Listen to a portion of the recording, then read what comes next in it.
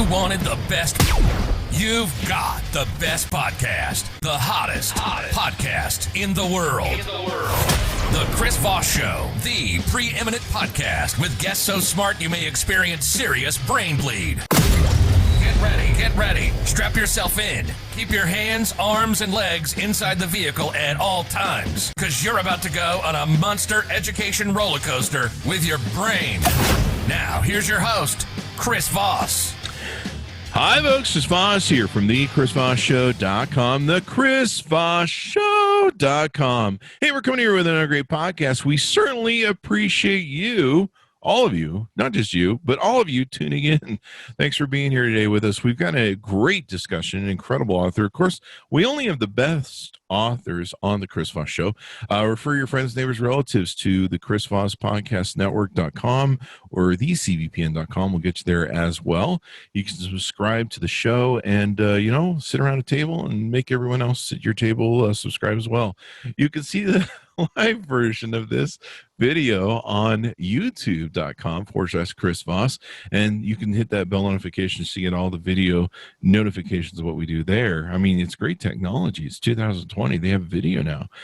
You can also go to our book club at patreon.com/Chris Voss. We just launched. And also, you can see all the books of all the authors and order them up on Amazon at amazon.shop/Chris Voss. You want to put the .com there at the end of Amazon, but I'm sure they'll figure it out on the way there. Today we have a discussion. We've kind of had the serendipitous discussion. It's been going as a theme through, what's going on in the current events, Black Lives Matter, our discussions of racism, white exceptionalism, and kind of trying to figure out how everyone can just all get along with each other, which is important, and maybe we can end some of the divisiveness and live in peace. So this follows along that sort of theme. We have the author, the co-author, I should say, of Taking America Back for God, Christian Nationalism in the United States. This is Samuel Perry who is with us. He's the Associate Professor of Sociology and Religious Studies at the University of Oklahoma. He's a former minister and a graduate of the University of Chicago. Sam is the author of over 80 peer-reviewed articles and 3 books, including his most recent book that he co-authored with Andrew Whitehead. Welcome to the show, Sam. How are you? I'm great. Thanks so much for having me. This is awesome. Awesome sauce. Over 80 peer-reviewed articles. That's got to be tough to have a lot of peers reviewing your articles, huh? Yeah, I've been busy. Fortunately, yeah. Yeah, I mean that's like being an artist, and you're like, hey, critics, come on in and tell me kick the tires and stuff, right? You know? Exactly. No, you're just opening yourself up. Yeah. Yeah, definitely. Like the good, bad, and ugly. Like that's you. I don't know if I take it well. But give us your plugs so people can look you up on the interwebs. You just follow me on Twitter at Soch of the Sacred. Mm-hmm. That's it. That's basically my habitat. Awesome sauce. And then you can get his books on amzn.to or your local booksellers. So, Samuel, why did you want to write this book? You know, it actually goes back a few years, starting around Trump and his ascension within the Republican Party. We started to see these poll results about evangelicals voting for Trump in huge numbers, and it shocked us, obviously, because we were, historically, evangelicals really prided themselves on being what they called values voters, which they claim to value character. They claim to value things like family values and sexual modesty and all of these things. And Trump was obviously the furthest thing from that in the universe. And so as he kind of Trump slayed all of his competition in the Republican primaries, and eventually won the election. And polls show that he won like 81% of the evangelical vote. And so they didn't sit right with this. I mean, we wanted to understand better. Okay, why did this large group of religious Americans who claim to value conservative and religious kind of morality, why did they pull for Trump so hard? And so we started to collect survey data, and what we found that it really wasn't about being an evangelical Christian per se, but it was about this underlying ideology of wanting to win back a culture and a country that you feel like is being taken from you. So if you look at all of Trump's stump speeches to religious voters, it's never about being a good neighbor. It's never about like living out Christian values. It's about, hey, those people are taking your country. They're slamming Christianity. Christianity's on tough, had a tough time recently. And what I'm going to do is I'm going to stick up for you guys, and I'm going to bring this back. People will say, and he'd say ridiculous things. He would say, like, people are going to say Merry Christmas again. Have you noticed how nobody can say Merry Christmas? I'm going to make it so that they can say Merry Christmas again. Or I'm going to make it so that you guys won't be persecuted. And so because there's that overwhelming feeling among conservative Christians that they're persecuted, that people are targeting them.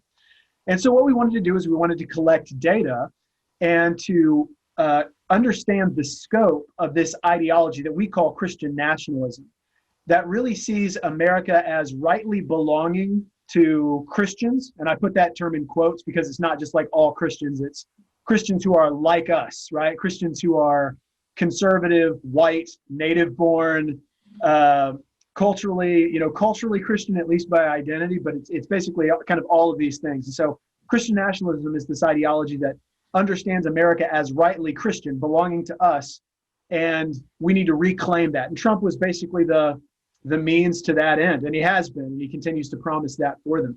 So that's really what got us into this. And then as we collected more data, we found that Christian nationalism as an ideology is associated with just about every negative political value and view that you can think of across the spectrum. All of the things that are dividing Americans in terms of our culture and politics, Christian nationalism is right at the center of it. So we had to write a book about it. So would you say that's a good overview about what the book is about then? Absolutely. Right. Yeah. And so just to distinguish it a little bit, there have been a lot of books that trace this narrative of Christian nationalism throughout history. And I would recommend those too. And I think there are even some books that are currently written right now. Ann Nelson's Shadow Network, Sarah Posner's Unholy, Catherine Stewart's The Power Worshippers. I think those are books that really get into the relationships behind the scenes going on within Christian nationalism. What our book provides is a kind of a broad statistical overview of how big is this phenomenon of Christian nationalism? How could we measure such a thing? And what are its influences on Americans' attitudes? And so where there are other books that either trace it historically or they talk about kind of the behind the scenes people working the puppets. Mm-hmm. What we do is we try to get a broader scope of like, okay, how many Americans are Christian nationalists, and what really goes into why somebody would adopt that ideology. And it's pretty interesting to me. Like I never really thought of the word. I got familiar with white nationalism right when Trump was elected, because everyone sat around, like you mentioned, and went, "What the hell just happened?" Right. Even like Hillary Clinton's like, "There's no way they're going to vote for this dude." He's just kind of an interesting dude. And so I had to learn like a lot of the different keywords like heritage, and when he emphasizes the word "R." You're like, hold on, he's not talking about all Americans. He's talking about a certain subset of people. That's right. And our culture, our heritage, et cetera, et cetera. I learned all the different things in the SP, the Southern Poverty Law Center, et cetera, et cetera. But what's interesting is how you guys term this Christian nationalism. How different is white nationalism than Christian nationalism? Yeah, I would actually say that the two there's a Venn diagram, right? Like they would be tightly overlapping centers. Wow. I think there are some people who sincerely do subscribe to Christian nationalist ideology that for them it's not so ethnic, but I think for a large percentage of people we would call Christian nationalists, they assume whiteness is a part of that. And not just whiteness, but like being born in the United States, being a citizen, being like us culturally. And so what I would say, and this is how I explain it. So like throughout the history of like the far right, they've been just so effective at using what you'd call dog whistles. If you're familiar with that term, dog whistle politics. So a dog whistle is if I want to say something ugly about a group and I want it to be subtext, I don't want somebody to say, hey, that's racist. So what I use is I adopt another word that people will kind of know that that's what you mean. So I say urban illegals and terrorists rather than saying poor blacks, Mexicans, and Muslims, right? But everybody knows that's what I mean. Mm-hmm. And so for Christian nationalism, that word Christian is actually like a dog whistle. You could call it a reverse dog whistle because it's positive. And what it means is whenever I say Christian, like we're going to make our country Christian again, or we're going to increase the prominence of Christianity in our country, it's a dog whistle. What it means is our culture, our way of life, what the things and values that matter to us. And so Christian is kind of a dog whistle that means white, native born, culturally conservative.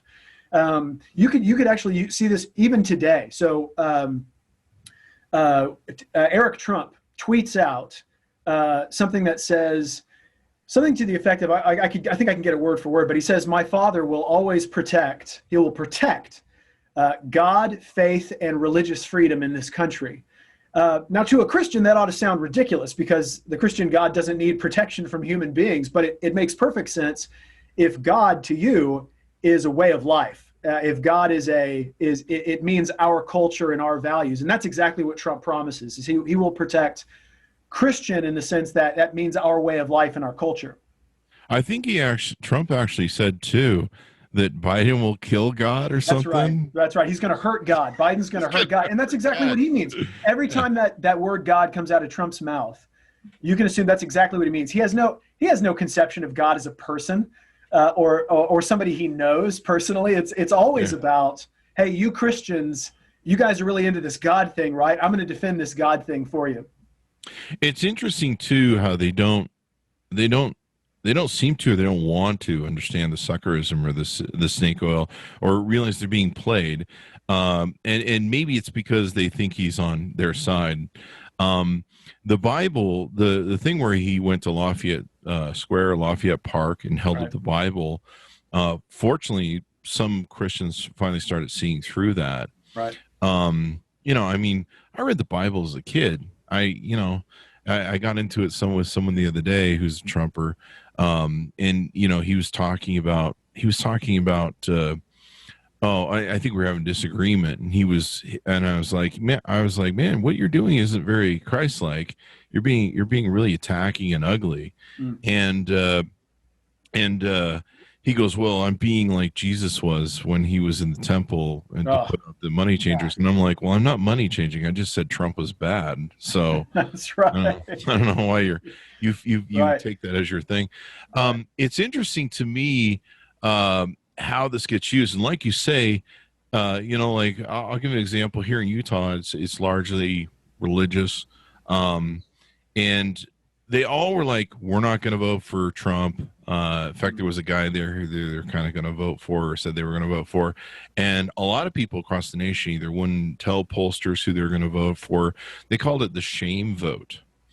And a lot of it was white suburban women who basically they voted in shame, but they didn't want to tell anybody who they were voting with because they knew they were voting against their values. That's right. But in the end, like even Utah was like, yeah, we're not going to vote for Trump. And then just like you saw the results and you're like, yeah, that didn't work out the way you said it would. That's right. And at the end of the day, I fear that's something that, like all these positive poll numbers that show Trump trailing in these really battleground states. I think political science calls that the Bradley effect, going back to some instance where a guy named Bradley basically lost because like everybody said they were going to vote for him and nobody did because they voted for like a racist kind of cause instead. That was in California, wasn't it? I can't remember the context. I just remember. Yeah, I believe it was in California. I think if I'm the old brains remembering right. I'll pull it up as we do the show. But it's like I'm seeing positive polling from Pew and from PRRI and suggesting that Trump's losing ground with his key demographic, and yet. I worry when push comes to shove and nobody can see you voting in that polling booth. Do you end up just kind of going with like, well, I can't vote for a Democrat, like I've got to go for my tribe here. And that's what it's really all about. I fear is kind of a political tribalism that it dresses this up with religious language. It's one of the things that we try to key on in the book. And so, something readers will notice when we're talking about Christian nationalism in the book, we want to make sure that people understand we're not necessarily talking about people who are authentically committed to their religious faith. Matter of fact, we often find Christian nationalism and sincere religious commitment go in the exact opposite direction. So let me give you an example. Christian nationalism seems to incline Americans toward more racism. So for example, the more you adhere to Christian nationalist ideology, the less likely you are to acknowledge racial injustice in policing.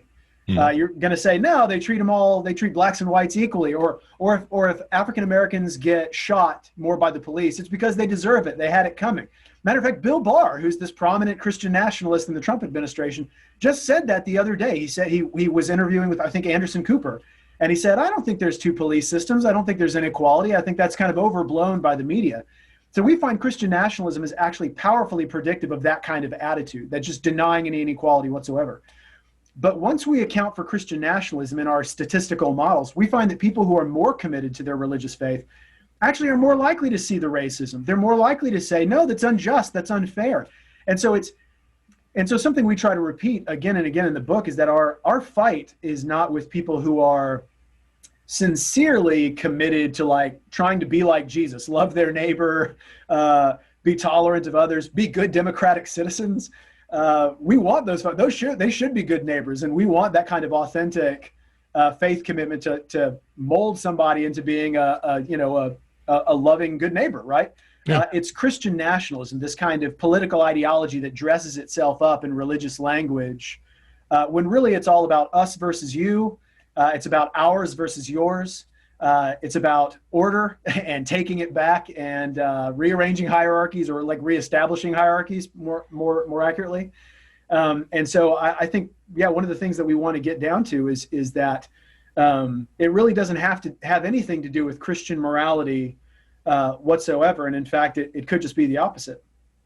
And that speaks to something that's very interesting to me, because I'm an atheist. Okay. And I read the Bible, and I actually sometimes, if I have a quandary over morals or something, I go, what would Jesus do? Not that I believe the book is real or right. Jesus. I don't mean to offend anybody. This is my opinion, but I actually look at that as a reference point. Like I reference, the 10 Commandments are a good thing for, what's the golden rule? I reference the golden rule. Like, why am I good to people? Because I want people to be good to me, and what goes around comes around. It's kind of a karma thing. But if it comes down to it, I'll be like, what would Jesus do? And it's not that I'm religious in any way, shape, or form. It's just it's a good self-motivational, positive role model sort of thing. And what's funny is I'm an atheist. So when I see religious people doing the opposite, I'm just like, what the hell's going on, man? It was Mayor Tom Bradley from Los Angeles that happened to, and this was during the 80s, during the rise of Reagan, who also brought back the Shining City on the Hill. So my question to you is this more, because I really love the interviews and research that I did on you guys, and what you guys put into it in studies, and we'll get to some of that, but is this more about power, or is it more about the exceptionalism that comes from the history of America? Why we, the Puritan nature of a city on a hill, or we have to enslave the heathens and right. The dirty Indians and all that horrible stuff that they did. Is it more about power and retaining power? Right. I would say, and there's different opinions on this. I would draw a distinction. Mm-hmm. Historically, between what we see now is basically white Christian nationalism that is really about power, and it's not just about power, but it's about boundaries, right? Like who does America belong to, and who gets to call the shots, and whose preferences get reflected in our policies and our sacred symbols, in the way that we go about kind of thinking through the kinds of people that we want to be and the kind of people that we want to allow to have privileges in our country. That's Christian nationalism, and that's really what it's concerned with. Historically, though, and absolutely, I mean, I would not deny that there was all kinds of like ethnocentrism and manifest destiny and things that denigrated, like allowed for the enslavement of people and and to some degree the extermination of Native Americans. But there was this core of civil religion, that narrative of the city on the hill. If you remember where that comes from, that famous sermon that was given on the ship on the way, or on the ships on the way over here, before these Puritans come to the New World, it really was about obligations, right? Like it was about like, hey, God is going to give us this great land, and so we have obligations to love one another and to be a just and equitable society. So there was this core of civil religion that was actually really, at its best, it could be really tolerant, and it could be really championing these values that we would all agree are very good, which is why you've actually seen throughout history African-American leaders referring to this kind of narrative of our obligation to call it providence, call it heaven, call it God or creator or whatever. But you had Frederick Douglass, you had Martin Luther King Jr., you had Barack Obama most recently in his inaugural addresses, really making reference to this obligation that we have as a people to whatever power allowed us to have this great nation. And so at its best, you could say that this kind of city on a hill metaphor could be taken as an example of like, look, that would be I don't mean exceptionalism to the extent that we just denigrate every other nation or culture. That's not what I'm talking about. But I mean like this idea that we are united as Americans around these cultural values of justice and fairness and a goodness as a society. And I think that's completely different from what we see in white Christian nationalism, which is actually something interesting that we're finding now. So even since publishing the book, we've collected new data. And what we find that Christian nationalism, our little measure of Christian nationalism, which is a scale that we kind of designed to measure this thing, among white and black Americans who subscribe to this ideology, it means something completely different. And so what we conclude from that is that among whites, Christian nationalism is really about authority and power and taking back a culture that they feel like is rightfully theirs. Among African Americans who subscribe to Christian nationalism, we find that they're more likely, actually, like the more they subscribe to Christian nationalism, the more likely they are to be progressive, to say that inequality is a huge problem, that we need to talk about it, to resist kind of this narrative of it's their fault, right? That inequality happens. And so we think that points to kind of a different interpretation of Christian nationalism, one that says we have power and we should and we always should have power. That's among white Americans. But among African Americans, it means, hey, this idea of a Christian nation would have been a good thing to aspire to, right? Like that we've never actually lived up to because of our hypocrisy as a country. And so it really is more of an accountability thing. Like, yeah, that would be great if the nation actually lived up to its professing Christian values, and yet it never has. And so maybe we could actually work to make that happen someday. It's really interesting to me. How much of this would you say was a blowback from Obama? I know there were different things that Obama had instated. One of the things he kind of leaned on a little bit was about them using politics and possibly taking away their IRS thing. Right? It seems to me that was the thing that he did. Some of this comes from the rise of dark money and power through Citizens United, and right. I think some religions have been able to form PACs or do different things. There's how much is blowback from Obama? I think there's a lot of that there, especially among white Americans. But I think the Christian nationalism narrative mixes in with that because leaders within the far right were able to point to Barack Obama's presidency, which I think by all metrics, he was a moderate. Barack Obama wasn't some radical. Like people on the far left wouldn't say Barack Obama was their champion of kind of like this like far left agenda. He was a pretty moderate technocrat, right? Like a very likable and charismatic guy. But to the far right, they were able to say Barack Obama, this radical leftist who is against religious freedom and everything that we stand for. Oh, by the way, he's also closet Muslim, and he's an African American, and that maybe has something to do with the stigma as well. But there's a couple of things going on there. One, Christian nationalism seems to incline Americans to believe conspiracy theories, which should be no surprise, like considering Donald Trump and the birther movement, Barack Obama being a closet Muslim. We found Christian nationalism, people who subscribe to Christian nationalism are actually huge anti-vaxxers. So they're more likely to be suspicious of vaccines, which is actually a huge problem for like coronavirus. Like if we actually think people are going to voluntarily take this coronavirus vaccine when it becomes available so that we can develop this like herd immunity from it, we're probably going to run into some problems with the Christian nationalist crowd that says, well, I'm not taking any of that, that thing. It's all a hoax anyways. And so I think you have blowback from combination of threat that comes from whatever Barack Obama was perceived to be, but also this tendency to believe conspiracy theories from the government, like that the government is all just kind of in on it together. Mm-hmm. And Donald Trump portrays himself as this like crazy authentic. I mean, whatever you would blame Donald Trump for, and I blame Donald Trump for a lot. But you can't deny, I mean, the guy just kind of wears it on his sleeve. He has no plan. He has no kind of like, he's not playing 3D chess. Like there's no he's kind eating of the checkers. So I think people could look at him and say, man, this guy's he's not even playing around with what he's trying to do. And there's an authenticity there that people, I think, rallied to. Mm-hmm. And so up against this kind of conspiracy believing radical leftist agenda thought, and Donald Trump, who says, I am what I am and I don't care. And by the way, I'll stick up for you guys. I think there was just kind of a desire to believe those kinds of promises. Mm-hmm. How much of, I mean, when you're a racist and you see people, you don't see people as the value of being a human being, and you see them as whatever sort of racist tropes you want to take and use.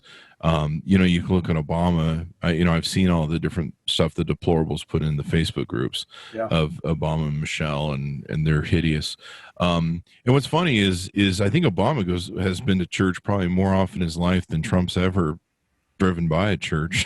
Oh, for sure. Same thing with Biden. I mean, like Trump's in huge trouble when it comes to comparing religious statistics with Biden, who was a lifelong devout Catholic and churchgoer, right? And sincerely seems to actually behave in consistent ways with his Catholic faith. I mean, and I would say Obama as well.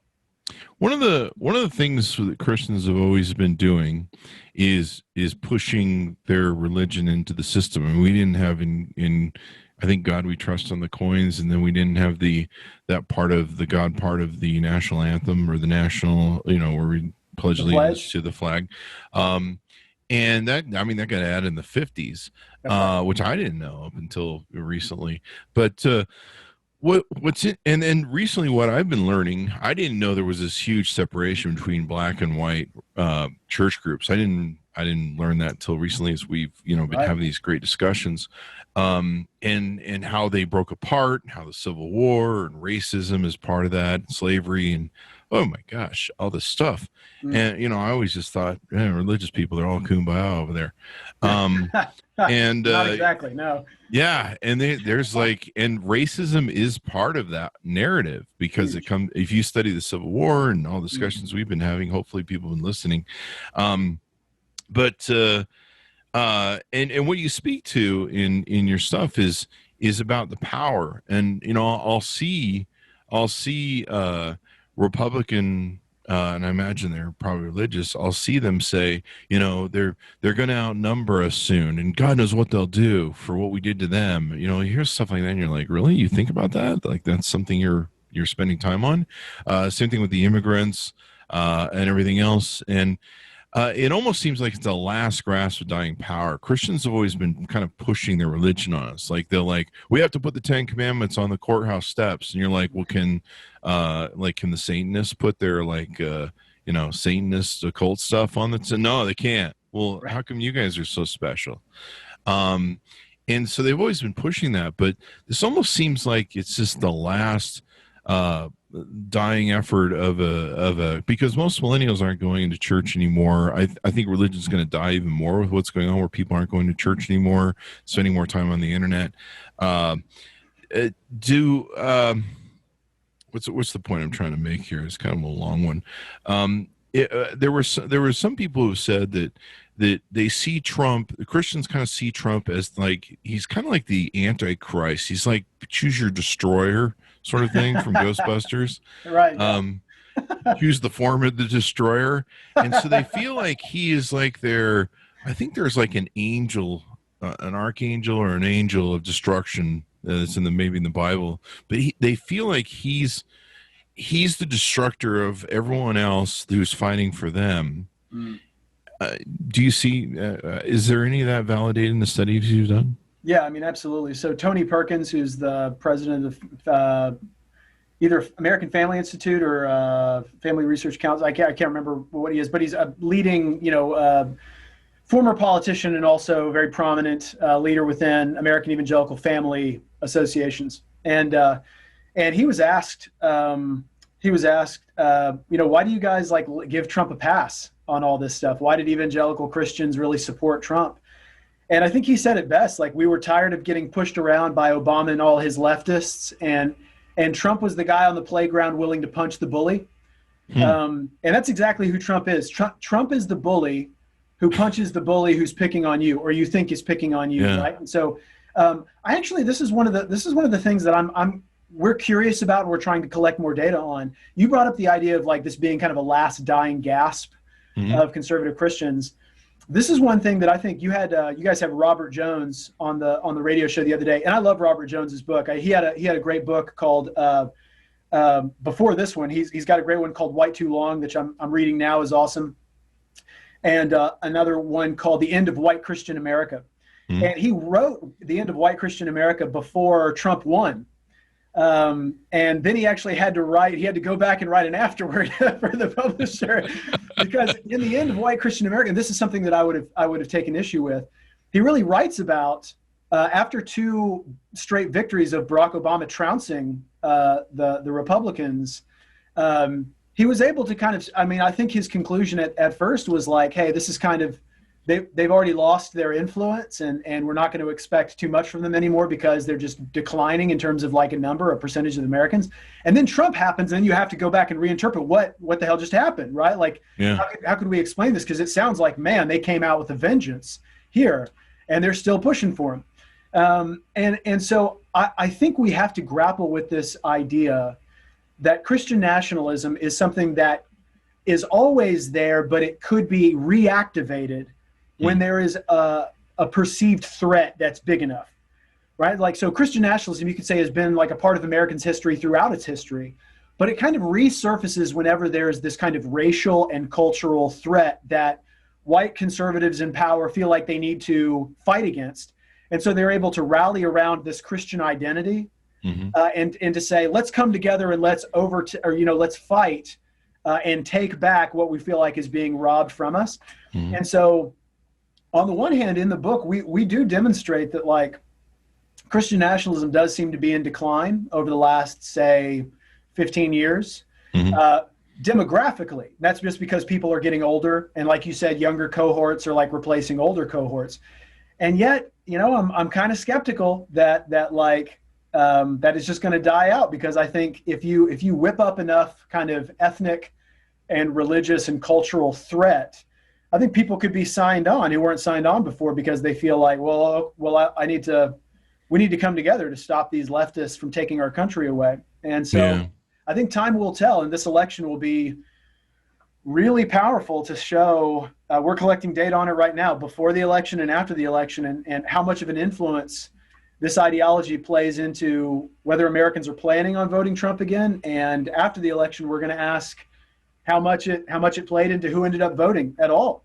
I think you're right, because one of the discussions I've been having in a lot of the books that I've been reading and authors that we've had on, Eddie Glaude Jr. in his book mapped the arc of, Johnson gives civil rights. He does a lot of things for Black and poor people and minorities, which, just helping poor people. That helps a lot of minorities, at least back then, especially because there wasn't a social support system for people that, didn't have enough money. And of course, were victims of racial prejudice and fabric of the society back then. And then we get the knee jerk back with Nixon, and Nixon of course goes after minorities, goes after everybody, but he goes after minorities, especially with like the drug war.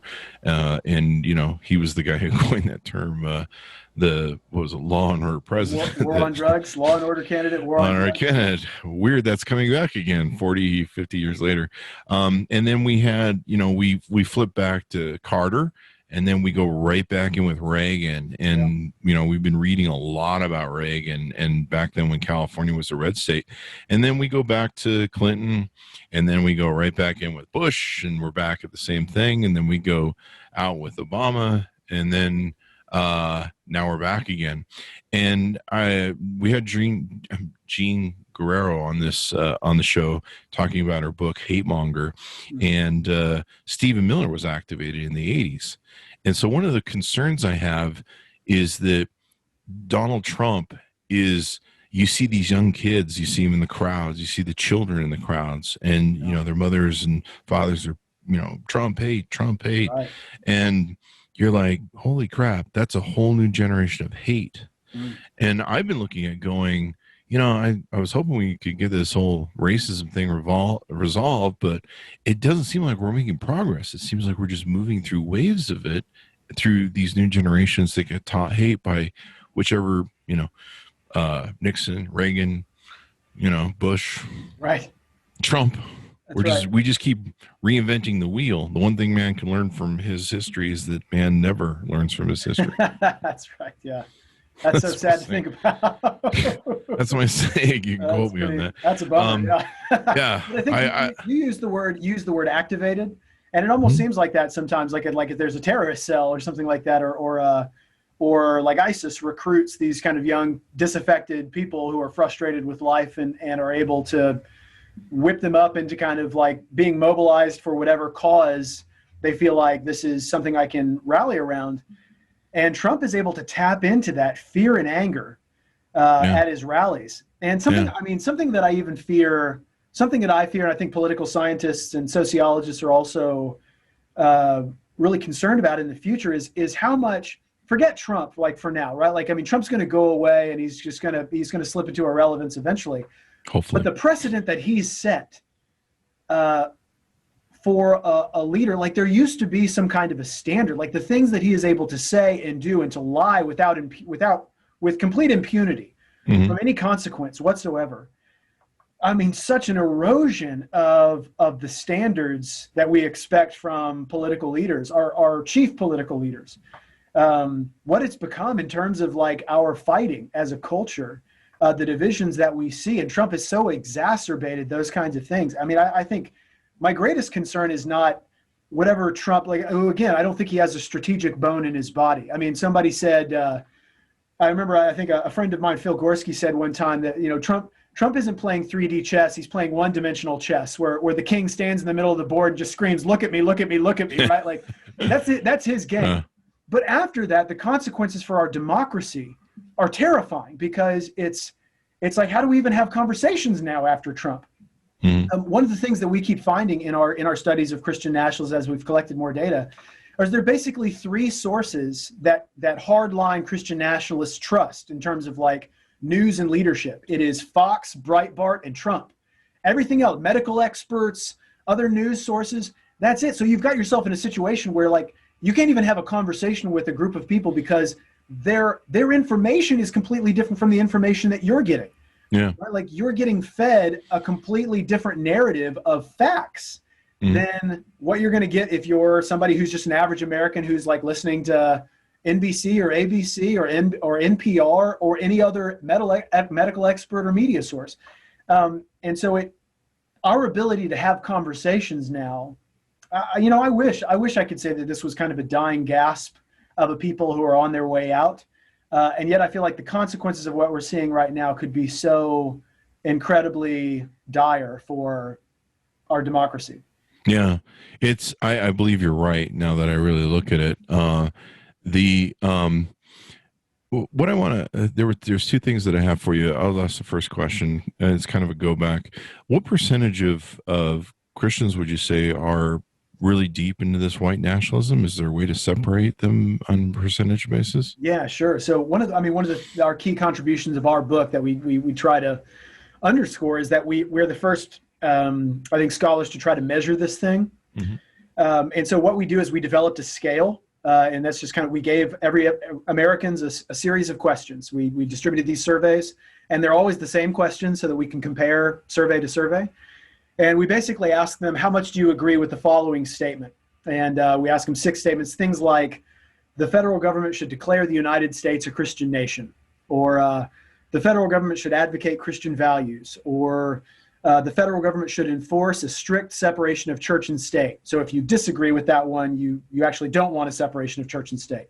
Or the success of the United States is part of God's plan. So you believe we have a special relationship with God.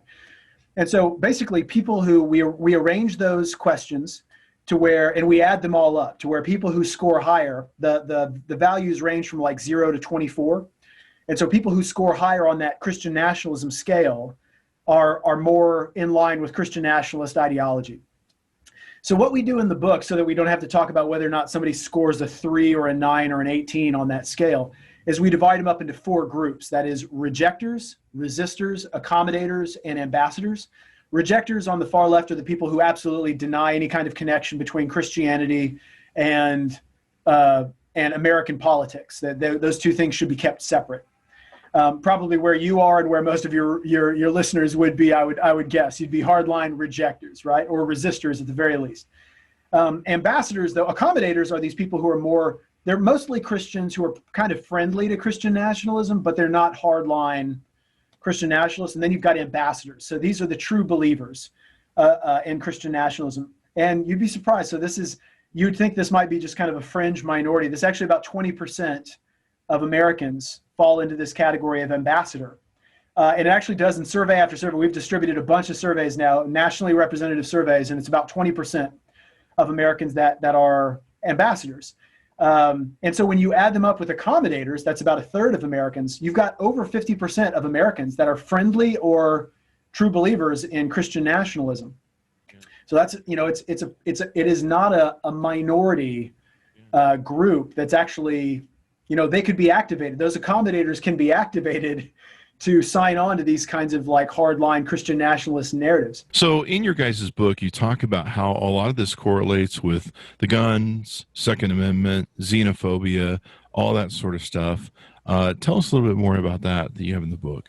Right. So I think one of the things that we keep keying in on in our research on Christian nationalism is people who subscribe to Christian nationalism really see the world as a pretty violent place, apparently, that needs to be controlled, that like almost it's kind of a fatalistic kind of thing that like we're never going to get rid of violence, and they don't even necessarily want to. They just want to have the right people do the violence. And so you can see this in the way that people who are higher on Christian nationalism respond to questions about the police, about the military, and about guns. There's this kind of feeling, what I call good guy violence, or righteous violence. But it's basically like when you see somebody who is kind of higher on Christian, those ambassadors that I was talking about, they're definitely going to be pro-Second Amendment and anti-government regulation, even common sense regulations on any kind of like gun control. They're also going to be pro-military, strong military, and supporting the military, and even serving in the military makes you a moral person because it's a good thing. They're definitely going to be pro-police, right? And they're going to be suspicious of any kind of claims that the police are unjust or the police use violence inappropriately. So what's going on? All of those things I think tie into the same thing, is that they don't have an aversion to violence like you would think a Christian might. Somebody who subscribes to the ethics of Jesus may have a problem with like being violent to people. Christian nationalist has no problem with violence. It's good guy violence. So like the most Mike Huckabee. I don't think he originated with this, but I mean, I think he's kind of said it over and over again. That famous statement, the only thing that stops a bad guy with a gun is a good guy with a gun.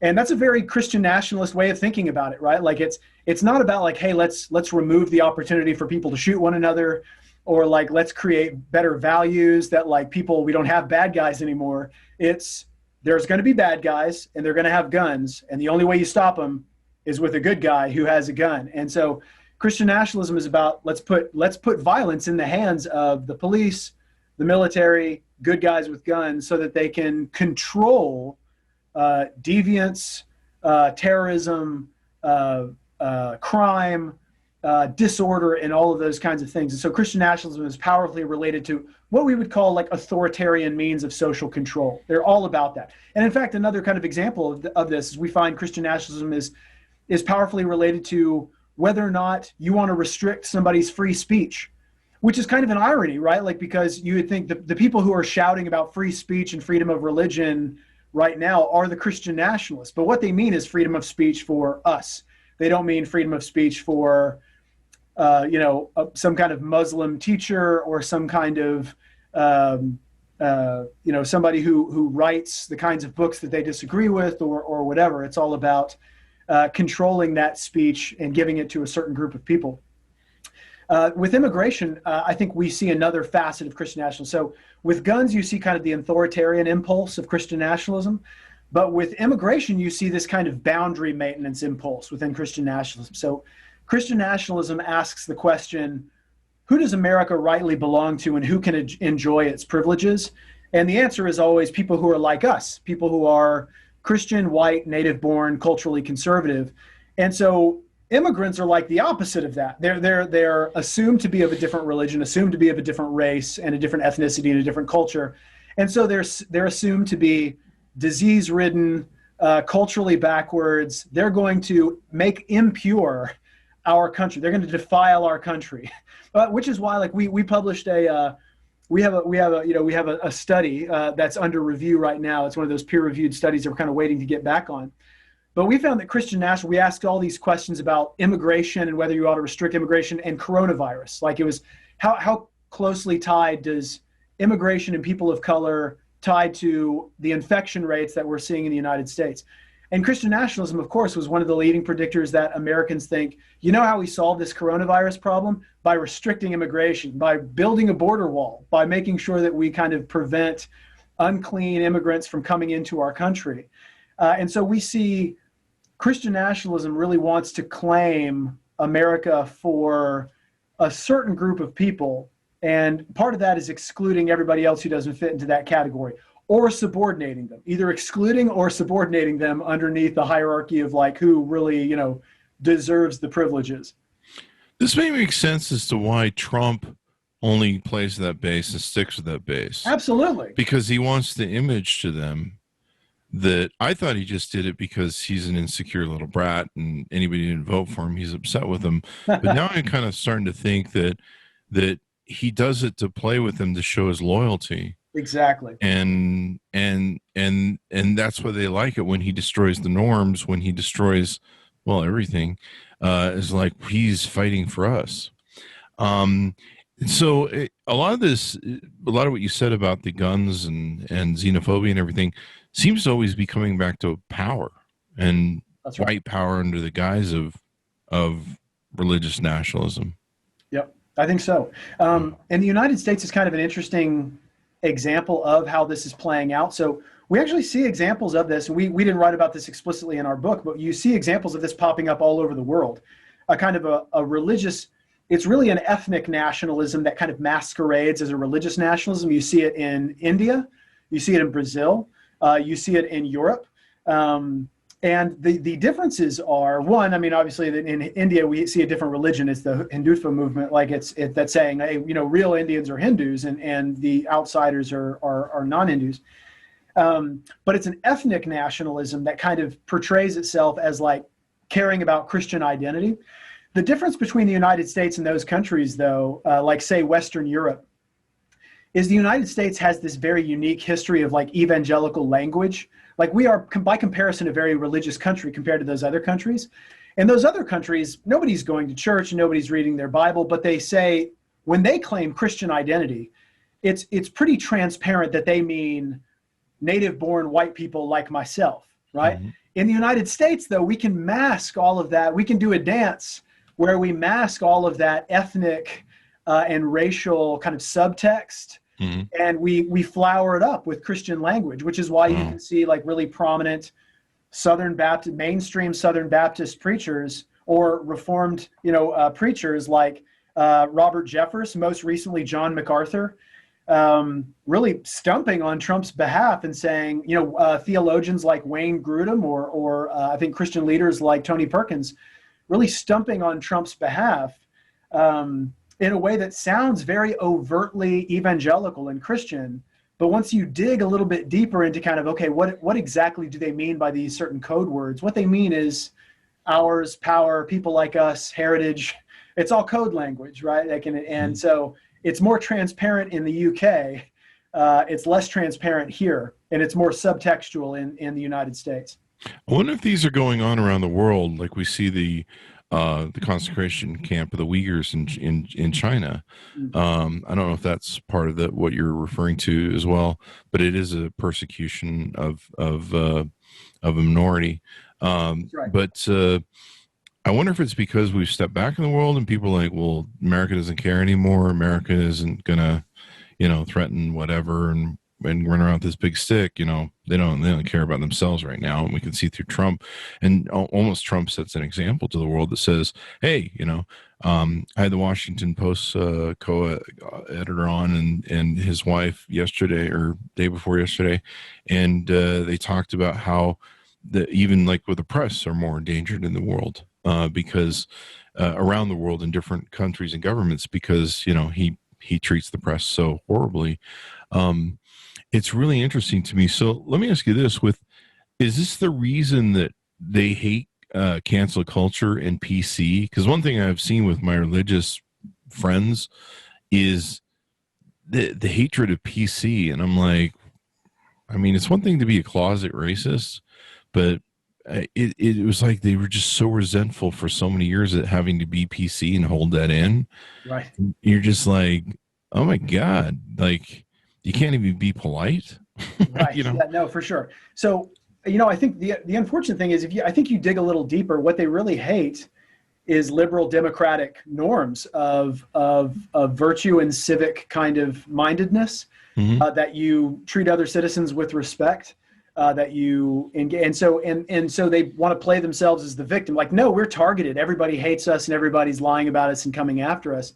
When in reality, what I think is going on is if you say something hateful, or you say something that is blatantly anti whatever group, people call you out on it, and all of a sudden you feel offended, like, oh, you're just being PC. And it's like, well, you're actually being a bad citizen, being a bad neighbor for I think with your language disenfranchising an entire group of people. And I get the concern of like, I at some level I get the concern of policing everybody's language. I'm a college professor, and it seems like every week I hear a story of some college professor who misspoke, said something that they didn't mean, and all of a sudden they're either fired or disciplined or reprimanded or whatever. And so, like, I get that. College professors worry about that kind of thing too.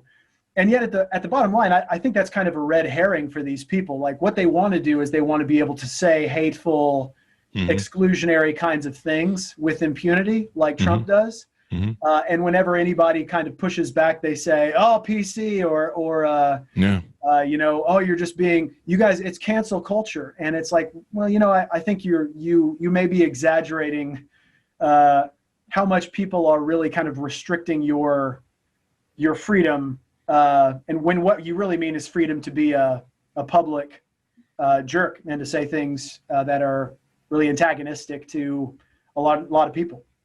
That just made me think of something. He really is a spokesman for the hate they have in their heart. I've never been able to speak to that in the way I just spoke to it. But they really get a boner off him because he's their spokesman and he can say the most hateful things. And what's interesting is so many who support him, he gets away with it. Like no Fortune 500 company CEO, never, no prior president would ever. Like, I mean, you hear the axiom that everyone says where they're like, if Obama did any of this, like just once, like everyone have their hair on fire. Fox News would be burning down. Can you imagine if Obama made the kinds of claims that Trump makes on a daily basis, or if Obama literally like spent his day trolling people on Twitter like that? I mean, and that's the thing that's kind of killing me, Chris, is I think what we're witnessing along with the Christian nationalist support of Donald Trump, which I feel like is toxic, and we see this kind of on the ascendancy in some ways, is just the erosion of conventional norms and behavior of how a president should act and behave. And I don't know how we go back from that. I mean, I think we're all scratching our heads with like, how do we get back to my wife and I will sometimes see Obama on TV and just the contrast with what we see with Trump just makes me want to cry. Like he was such even if you didn't like Obama, you had to admit that he was just a classy guy who chose his words well and thinks carefully about what he says, and he tries to be genuine and humble and magnanimous. And Trump is just a walking troll, right? It's amazing. Yeah, if I ever meet Obama, I voted for Obama, but I was critical of him. I've been critical of every president I vote for because I voted for him. Right. I've never treated him as a demagogue. But yeah, if I ever meet him and Michelle, I'm going to be like, can you guys hold me for a while? But no, it's really interesting. You've opened my eyes to how cancel culture and PC, why that's such a big deal. To me, that's also about power. It's the same reason that there was a certain time in our country where they had different fountains, they had different restrooms, marked colored and everything. This is about power. It wasn't just about separation. It was about power. It was me shoving it in your face that you're you, I'm me, and I'm in power, and F you. And this comes down to the conversation and the issues about the statues we're all fighting about. It's about that power, that image of power that's there. And I really think it's really amazing what you talked about and what you have in the book, the power of the police and the power of the good guy. Like John Wayne, when we spoke with John Wayne and Jesus and John Wayne, author that we had on the show, it's the power of that dude who can do all the ugly stuff for them that they feel in their hearts, but then they're like, I'm like Jesus, and right. So that really explains a lot, especially the guns thing. One thing that really blew my mind recently with the Black Lives Matter reemergence was I had a couple of friends that we used to make jokes about people who love guns and the homosexuality of it. It's like, you guys really get excited about guns on like a sexual level. Like, I like sex, but when you guys talk about guns, like, it's like really weirdly orgasmic, like, and it's just a gun. Right. Like, I don't even get that much excited over sex. And so we used to joke about them being homosexuals, but I saw a lot of those white friends of mine, buy guns recently, and they weren't gun dudes. And the reason they bought guns is they're like, oh, yeah, when the mob comes to my house, I got to be able to protect myself. And I'm like, yeah, what mob is that? Because it's Black Lives Matter. So right. It's black people, clearly. So you bought guns? Like, seriously, you did that? Yeah. And I've been seeing that lately, and now I see how the whole Second Amendment, I just thought this was the whole Second Amendment, my right, my entitlement bullshit. But now I'm seeing how that's all mixed in with the whole splooge of it all. We'll use that word. Yeah. And holy shit, I mean, just power. It's really just, to me, I just hear a theme of power through it all. Right, exactly. And I think what we see in Christian nationalism is a response to a threat to that power. So it is a way that a group of Americans are trying to unite together to fight against what they feel like is a threat to their power. So Trump says, I'll give it back to you. Like, I will take that power. I will punch the bully. I will say what needs to be said and do what needs to be done. And you won't have to get your hands dirty, and I will do it for you. And I will take that power back and give it to you. And this group of people is eating it up because they really do feel threatened. This like white conservative Christian subculture feels like, you know what, there was a time when the nation was ours, back when it was our country, and we want it back. And so really, thus the title of the book. It's taking America back for God, but it really is about God is that dog whistle word, right? Like it's God is our culture, our way of life, our power. Wow, that's why we're the enemy as Democrats, is because we're trying to hug everybody in kumbaya, and they're like, I mean, it's really obvious. I've heard the GOP people, Republicans and Trumpers, talk about it. They're like, we're going to be a minority soon because they keep letting in the immigrants, and everyone keeps breeding, and I think it's like 2050 we're supposed to be a minority of white people, which is fine with me. But they're like, what are they going to do when they have power? And you're like, well, you guys maybe should quit being dicks, so they don't. Maybe they'll forget. Yeah. So think about this. A political scientist. I love this metaphor. This kind of slogan. But a political scientist named Paul Jupe said that Christian nationalists are kind of led by what he calls the inverted golden rule, and that is expect from others what you would do to them if you had the opportunity. And that's exactly what's going on, right? Wow. Is like when you ask the question, hey, what are these immigrants going to do when we're the minority? It's like they expect from others what they would do if they had the chance, which is oppress them, restrict them, expel them. You just blew my mind with reality and logic. And that's kind of what, I mean, that's exactly what you see going on, you know? And then the fear of that and self-preservation. Yeah, One of the things that I've got a friend who's writing a lot of articles on fascism because he came from a fascist country. He grew up under fascism, and he's screaming a lot about how we're moving to fascism. And he talks about the vote of the white evangelicals and the suburbanite women, and then of course the dissolution of the middle class and the decline of income and stuff. And a lot of it has to do with self-preservation. Like when you get down to self-preservation, where it's like you and like, you know, not being preserved, you're like, fuck it, I'll vote for the guy who says he's gonna look after me. What's even scarier to me is Trump has enriched the presidency like nothing else. Like we have no idea what this man has made off the presidency, but it's in the billions between all the funding of campaign funds to his thing. And he knows it. He knows he's got the Christians going, look over there, and then he's cleaning out the bank.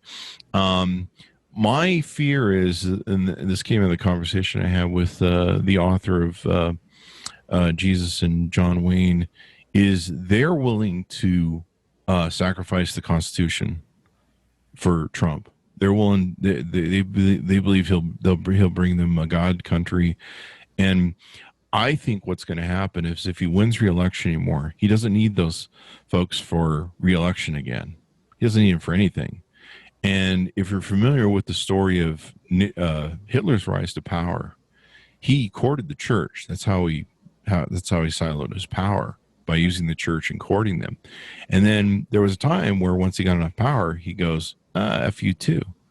And I believe that if Trump wins re-election, he's going to turn on the church people who support him just like everybody else, and he's going to go for ultimate fascist power. Yeah. And because he won't need them anymore. Like disregard that kind of thing. And so, I mean, the things that he hinted at about maybe we delay, like he tweeted like this kind of, maybe she would delay the election in November.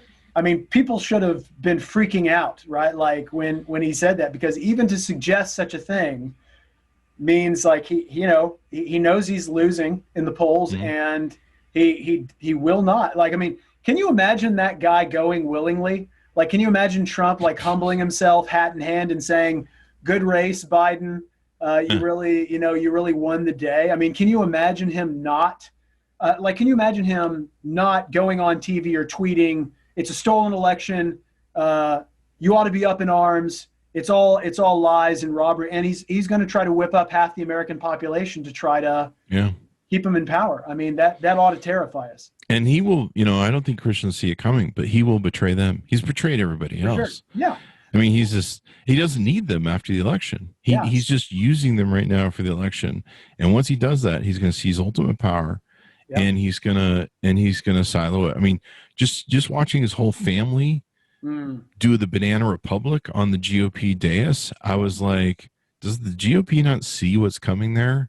I mean, he knows he's not going to live forever, but when you've seen him tweeting about how, power 12 years from now, he's just recently seen the Chinese premier, or who their leader is, I forget his title, but you've seen him take ultimate power for a lifetime appointment. Putin, of course, is doing the same thing. I'm sure he's sitting around counting his numbers going, yeah, this works for me. And being the malignant narcissist that he is, it goes against all of his narratives. He's the best person in the world. He's the best president in the world. I mean, he's even said he's better than, every president we've ever had. Right. So it goes against his narrative of all that stuff. There's one last question that I have for you. And it kind of falls back to where we were earlier in the show. We talked about how Christians will pick up on this conspiracy theories and all this sort of stuff. Yep. And they just seem to buy it all. One of the things that was interesting to me in the reflection of the election in 2016 was there was all these websites that tried to create this fake news, and we're talking like really fabricated fake news. And they tried it first with Democrats. It was kind of funny. They were run by Democrats who were trying to just make a buck. And they tried making these fake websites that would just do, clickbait, which is big back then, still is, I guess. And Democrats wouldn't fall for it. They would always like double check their stats and the references and stuff. But then they flipped it to GOP people, and they ate it up, and they would never check the data. They would never fact check anything. They just eat it up. A lot of it, I guess, what you would call confirmation bias.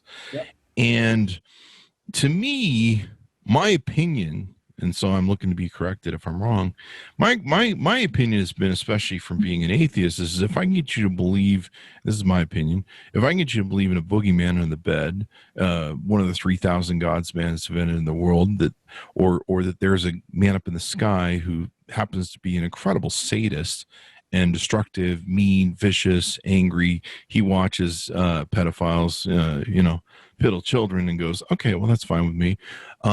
Doesn't intervene anyway. He's a real sadistic sort of guy, especially in the Old Testament. But he loves you, as George Carlin would say. So if I can get you to suspend belief in reality, right?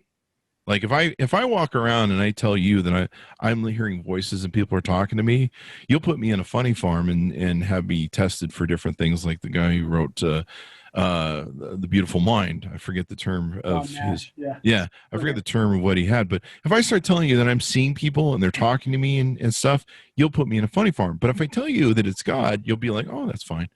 And that's my opinion. That's my take on it. And so my belief has always been that the reason they buy all of this stuff is because once I can get you to spin reality, I can get you to buy anything, really. But I'm thinking more of what you're saying, and what a lot of I've been reading and hearing is maybe it's more confirmation bias. Right. That it's really not, maybe they don't really believe some of that stuff, but it works for them. It builds on the belief, and you go, take some of that shit and put it on there, and whatever. Yeah, exactly. Whatever helps us keep power and keep this little machine running. That's right. I think I would call that motivated reasoning. Right? So it's a bias. Like confirmation bias is a great way to say it, but it's kind of this is on my side. This is my tribe, and so I'm more likely to give them the benefit of the doubt when it's something. I'm more likely to give information the benefit of the doubt when it plays into the narrative that makes me feel good about my choices or my group or my tribe or that kind of thing. And so somebody like puts out some fake news propaganda about Biden or whoever I don't like, and I may even acknowledge in my brain that that's probably BS, that's probably not true, but it plants that seed of but I bet he would do something like that, right? Like I bet that's kind of not so far from the truth, and so it becomes kind of ammo for my bias to see the Democrats, the Republicans, or whatever group as these evil, cartoonishly evil people on the basis of just kind of fake news and misinformation. That's really interesting. That opens my eyes to that. Here's the thing that I get a little bit scared by as well. So this idea of misinformation, like Trump is a notorious liar, and everybody just kind of acknowledges it. Like he just lies all the time, and you can't get in trouble for it. He just lies. And so he realized nobody's going to slap me on the wrist and nobody cares. I feel like that is a tool of fascism. If you want to read a great book, Jason Stanley's book, How Fascism Works. Yeah. He's a philosopher at Yale. It's a fantastic book, and it's influenced me a lot. But he writes kind of this misinformation campaigns. The whole point of them isn't for Trump to say, I'm truthful and he's a liar. It's to get you to question everybody's truth, right? And to say, okay, since everybody's lying, I'm just going to go with my tribe. I'm just going to go with power.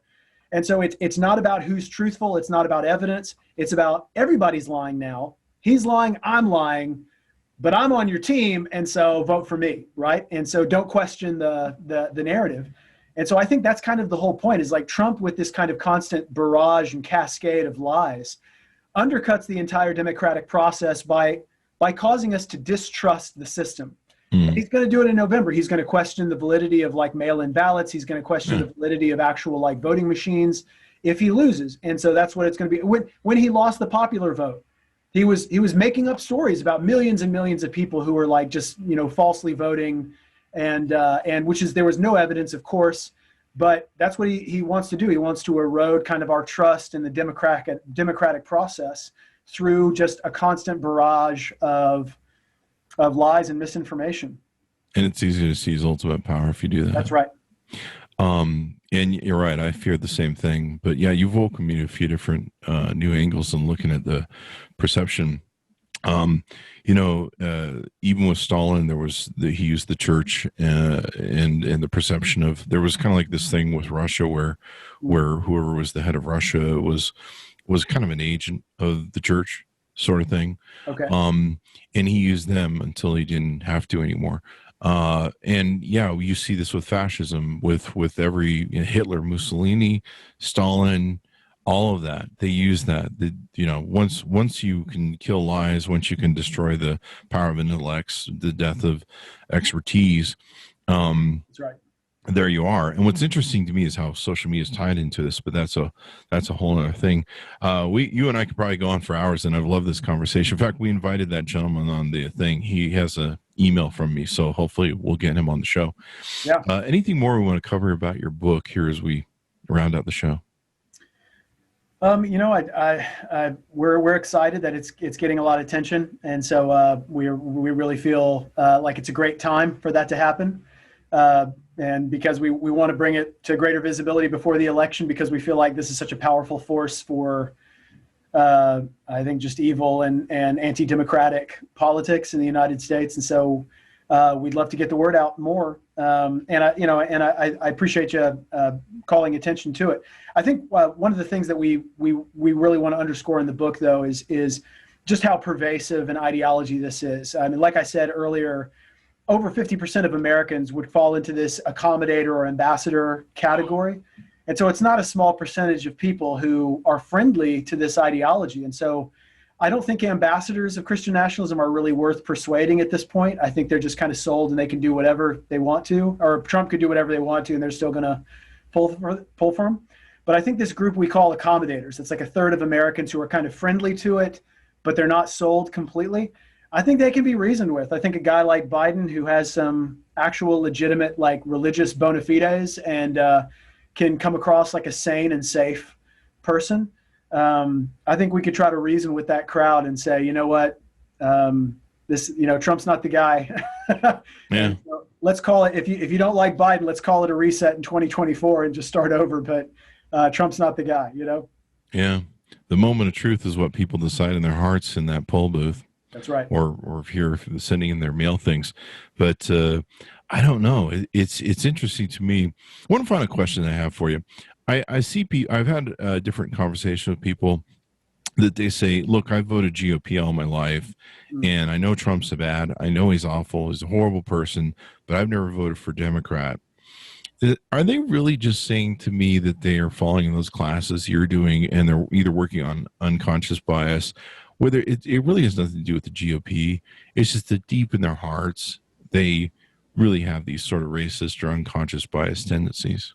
I think that's possible. I think partisan tribalism, once you start to, and this is why, like, as a sociologist, I don't identify with the political party, and I do that. I do that intentionally because I feel like once you start to identify with a group, then group psychology starts to kick in, and I start to defend, like a sports team.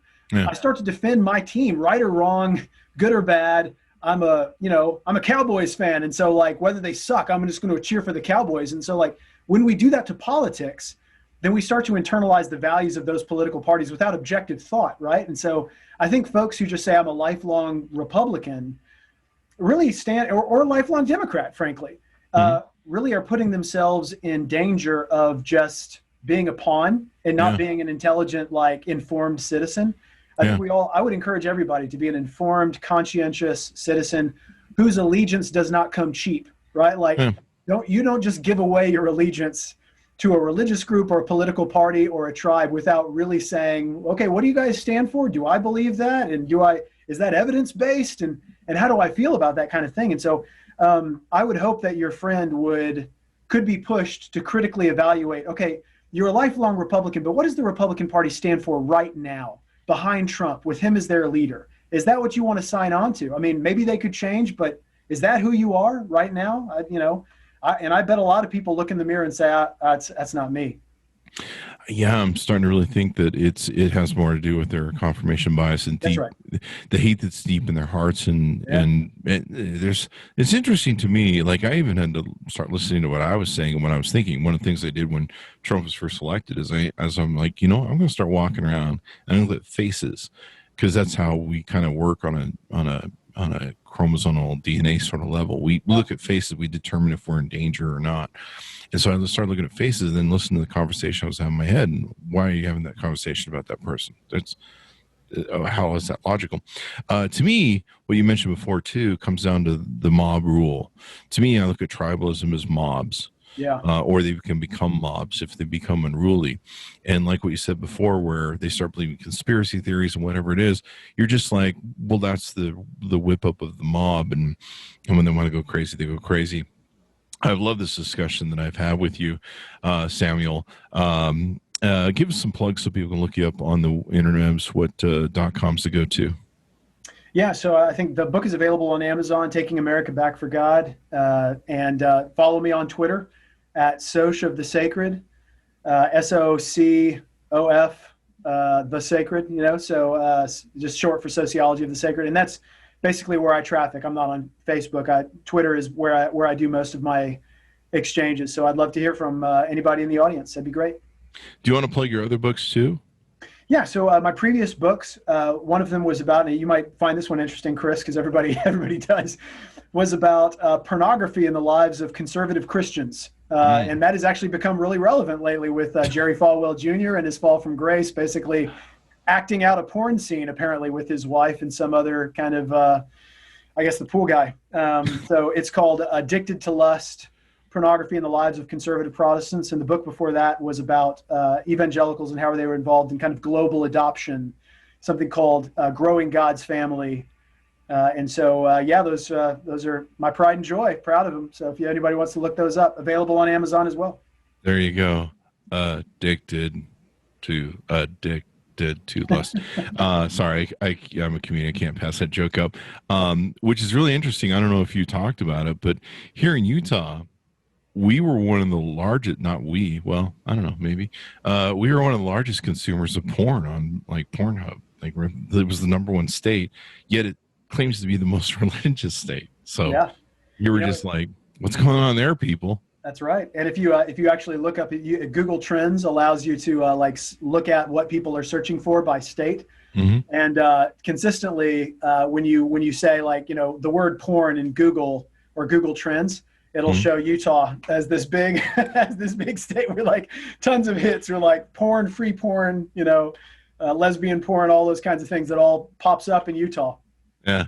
What's interesting, I haven't ever looked it up, other than I remember seeing the news article, because it kind of hit a few years back. But someone told me that a lot of it is incest porn and brother-sister stuff, which is really weird. So did not know there's that. No. If you know about Mormons, you understand what that story's about. Right. So anyway, thanks for being on the show. I certainly appreciate it, Samuel. And you're welcome to come on anytime. We should have all of the great writers and authors that we're having and hearing from.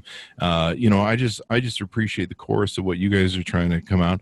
I'm an atheist. I love my Christian brothers. I see everyone as human beings. Sure. I want us all to get along, love each other. You can have your gods, you can have your religion, you can have your churches. I'm fine with it. Just keep it off my lawn. I'll stay off yours. I'm not going to knock on your door at Saturday mornings and go, have you heard about nothing? Would you like to know more about nothing?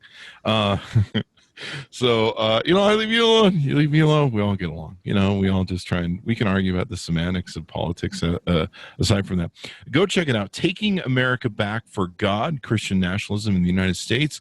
And I certainly appreciate my audience for tuning in.